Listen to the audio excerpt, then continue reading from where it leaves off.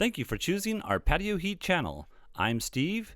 We provide tips and information to extend the enjoyment of your patio project. Our videos give you a knowledgeable overview prior to investing in your outdoor heating equipment. Whether you are a professional or owner-builder, we provide specific details for optimum heat coverage for your application. Post a comment or question, or for developed visual designs, send your request into designs@patioheat.com.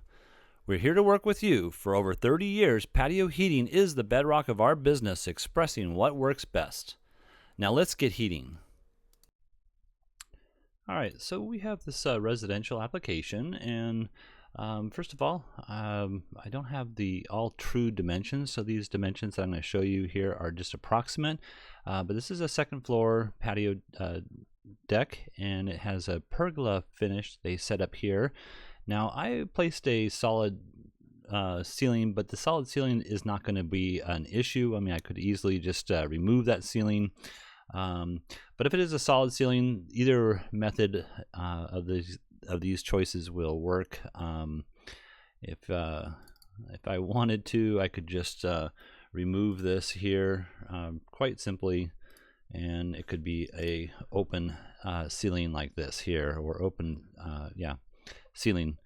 In any case, again, the dimensions I received are not 100% accurate, although I did take the floor plan and marked it up on the floor plan. You can see that I believe this is a little bit off here, but in any case, I'll show you the dimensions that I have here that I've placed, and it shouldn't be a big issue. So overall dimensions, you can see from here to here I have 28 feet 1 3/4 of an inch, and this dimension here I have 15 feet 6 inches.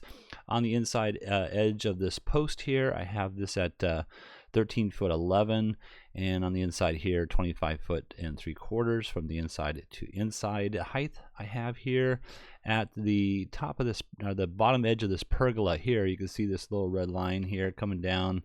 I have that at 11 feet 5 inches, and the top of the ceiling here at 12. Now I'm not quite sure of the true drop of this dimension here. If you were to look at the dimension that I have, let me check this out real quick. So I'm going to call it from this pergola edge here to the bottom edge of this drop. Oops. See if I can grab that. So I have that at 11 inches here. Now that's going to make an important piece of information when we come up to placing the heaters on this edge over here.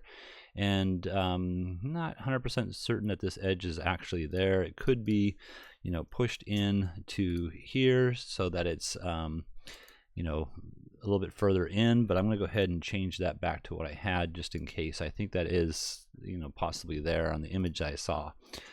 I think that's about it. So I'm not quite sure of the seating here, but I'm going to imagine that the seating could be primarily just recline seating, but I did put a table over here, so we'll see if this works out. Let me go ahead and turn that off, and I think that's all the information we need. We do have these drop down shades here. I think these are either shades for wind blocks, but I have it the full length here, and then I have it the half length over here. So let's see if we can do anything else. Okay, I think that's about it.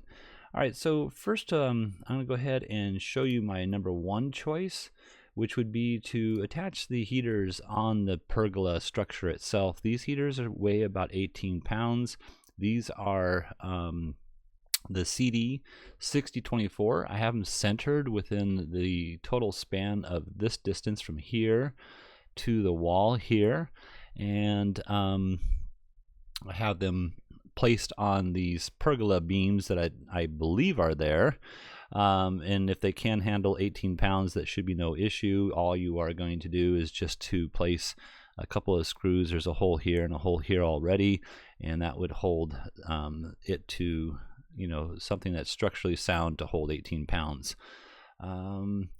Now the distance between the heaters is based on the pergola itself and what I have from center to center. on these is, it's like 9'5" or something like that, 8'6" and that should be plenty of distance away from each other to not overheat the space itself. I'm going to go ahead and delete that. And I think that's about it. Let's go ahead and look at the footprint of heat.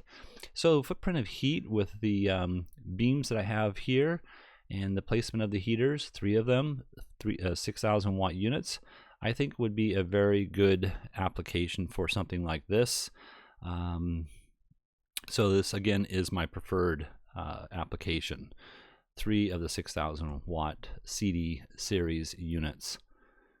I think that's about it for that. The only other thing I should mention is that there is clearances around the heater, 18 inches from the edge of the heater itself out on all 4 sides, and then 36 inches down below.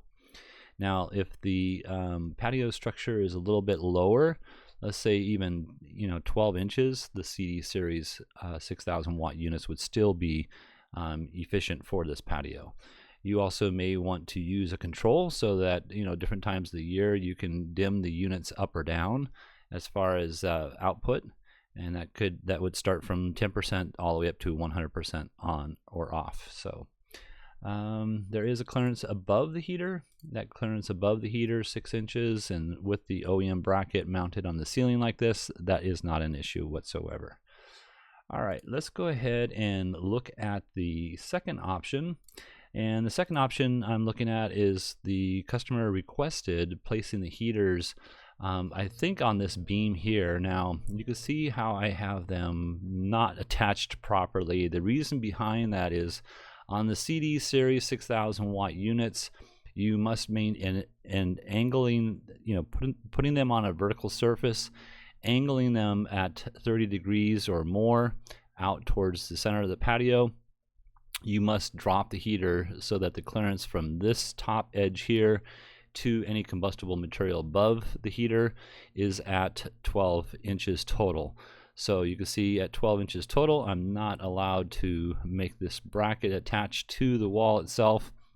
So you would have to custom make a bracket, or you could possibly drop the heaters from the ceiling down, and you'd have to still come up with a longer bracket. So the manufacturer does make a bracket, so you could get a bracket like this. Let's just go ahead and change this real quick so you can see the difference.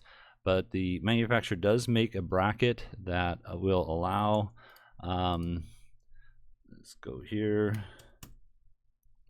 that will give you a 6-inch additional drop. And now using that, you would have to make sure you move the heaters themselves, and that would be something like this. You'd have to move them so that they are a minimum of 6 inches away from the wall like that, and you could use something like this then. Now what I don't like about this particular application is the fact that this is the exposed side of the patio. I'm not quite sure if this wall here exists or not. I believe it's open, but even if it's closed, this is the exposed side of the patio. And when you're sitting here with the heat coming from the back side of you, you're not receiving much of the heat itself. So this would not be my preferred application if you were just to use 2 units. What I would probably prefer doing is to go ahead and change this to something more like where you were to put it on the reverse side, the side of the patio that is on the exposed side, so that your body is getting that heat from that exposed side as well. Now the problem is obviously this